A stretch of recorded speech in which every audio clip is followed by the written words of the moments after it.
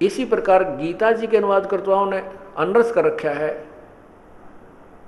17वें अध्याय का जो 23वां श्लोक है, ओम तत्सत इति निर्देश ब्रह्मण तिर्विद समर्थ। उसको मैं दास समझा रहा था आपको। और बच्चों, आप विद्यार्थी हैं, विद्यार्थी में योगी, योगी कहो, भक्त कहो, विद्यार्थी स्टूडेंट कहो, आप आध्यात्मिक स्कूल के आप विद्यार्थी हैं इस विद्यालय के। आपको ऐसे रटा दूंगा इसका, इन गीता और वेदों को उंगलियां पा जाएंगे आपके बच्चे। बच्चे गुण गाया करेंगे परमात्मा के, बार बार इन सदग्रंथों को फिर उठाने की जरूरत भी नहीं पड़ेगी। अब जहां प्रसंग चल रहा है कि गीता ज्ञान दाता ने स्पष्ट कर दिया कि मेरी भक्ति करनी है तो मुझे प्राप्त होगा, उसकी भक्ति करनी है उसके पास चला जाएगा, सच्चिदानंद घन ब्रह्म को प्राप्त कर लेगा। उसके लिए तत्वदर्शी संत की खोज कर 4थे अध्याय के 34वें श्लोक में कहा है कि उस तत्व ज्ञान को समझने के लिए कि उस परमात्मा की भक्ति करनी है, उसके 4थे अध्याय के 34वें श्लोक में स्पष्ट किया कि उस परमात्मा के उस तत्वदर्शी संतों की खोज कर और उनसे विनम्र भाव से दंडवत प्रणाम कर, ये देखिएगा यही पवित्र गीता जी।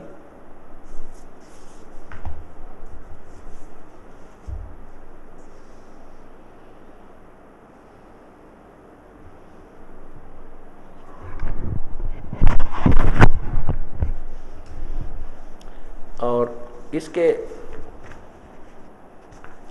अध्याय नंबर 4 के और श्लोक नंबर 34 पर आइए। गीता ज्ञान दाता कह रहा है कि मैं नहीं जानता उस तत्वदर्शी तत्व ज्ञान को। ये स्पष्ट कर रहा है कि उस ज्ञान को तू तत्वदर्शी ज्ञानियों के पास जाकर समझ, भली भांति दंडवत प्रणाम करने से, उनकी सेवा करने से, कपट छोड़कर सरलता पूर्वक प्रसन्न करने से वे परमात्म तत्व को भली भांति जानने वाले ज्ञानी महात्मा तुझे तत्व ज्ञान का उपदेश करेंगे।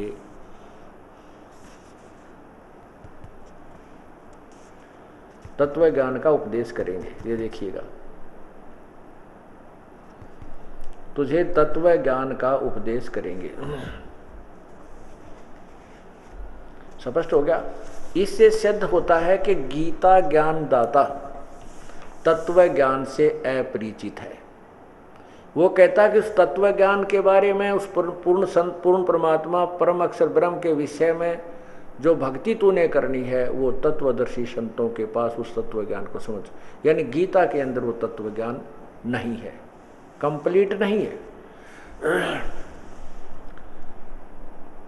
वो तो उस तत्वदर्शी संत की प्राप्ति के पश्चात उस परम पद परमेश्वर के उस परम पद की खोज करनी चाहिए, जहां जाने के बाद पश्चात साधक लौटकर संसार में नहीं आते। ये 15वें अध्याय का और तत्वदर्शी संत की पहचान बताई है 15वें अध्याय के प्रथम श्लोक में।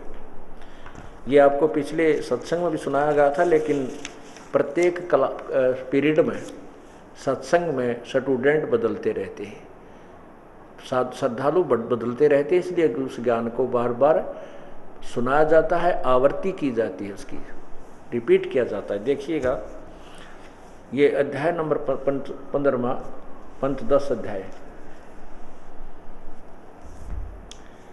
ये 15वां अध्याय है,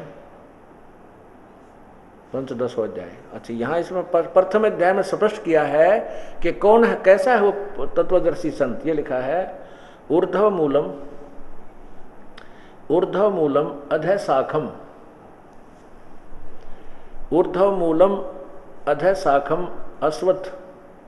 अश्वत्थम प्राहु अव्यम छंदासी यस्य प्रणानी ये तम वेद स वेदवित। ऊर्ध्व मूलम ऊपर को जड़ वाला, अधः शाखम नीचे को शाखा वाला, ये पीपल का मजबूत वृक्ष है, अविनाशी वृक्ष यानी सृष्टि रूपी उल्टा लटका हुआ संसार रूपी वृक्ष है। इसके छंदासी यस्य प्रणानी पत्ते आदि इसके विभाग हैं। और ये जो तम वेद उस तत्व ज्ञान का यानी पूरी सृष्टि रचना को जानता है, स वेदवित, वह तत्व ज्ञान से परिचित है, वेद से, वेद ज्ञान से परिचित है, वो तत्व ज्ञानी है, वेदवित है, वेद का जानने वाला है। पहचान बता दी तत्वदर्शी संत की। और खुद कहते हैं ये आदि पुरुष परमेश्वर मूल वाले, आदि परमेश्वर रूप मूल वाले अधः शाखम, ये अधः शाखम गलत अनुवाद किया है इन्होंने, क्या ब्रह्मा रूप मुख शाखा वाले नहीं, अधः माने नीचे को होता है इन्हीं के शब्दों में। यहां देखना अधः, अधः माने नीचे शब्द, अर्थ इन्होंने खुद किया है अधः माने नीचे, यहां ठीक किया है अधः माने नीचे किया है ये, तो यहां भी अधः लीजिए, यहां ये अधः, अधः माने नीचे, शाखम माने शाखा वाला, ये अनुवाद गलत कर दिया क्योंकि इनकी समझ में नहीं आया था। अधः माने नीचे, शाखम माने शाखा वाला, ऊपर को जड़ वाला, नीचे को शाखा वाला। परमात्मा ने हमें बताया है वो ये है। इस वृक्ष के विषय में परमात्मा ने खुद बताया है कि अक्षर पुरुष एक पेड़ है, निरंजन वा की डार और तीनों देवा शाखा है, ये पात्र रूप संसार है। एक ही श्लोक में ये सवसम वेद का मंत्र है, श्लोक है कि अक्षर पुरुष एक पेड़ है, निरंजन वा की डार और तीनों देवा शाखा है, ये पात्र रूप संसार। उस परमात्मा ने ये तत्व ज्ञान अपनी सिंपल लैंग्वेज सवसम वेद कबीर वाणी में पहले ही कहा हुआ था, जो कि अज्ञानी ऋषियों, महर्षियों, संतों और मंडलेश्वरों की समझ में नहीं आया, जो केवल अक्षर ज्ञान युक्त थे, तत्व ज्ञान से अपरिचित थे, उनको नहीं समझ, उनकी समझ में नहीं आया। यहां देखिए ये है एक अक्षर पुरुष, क्योंकि पेड़ जमीन से बाहर नजर आता उसको वृक्ष बोलते हैं। अब यहां देखिएगा ये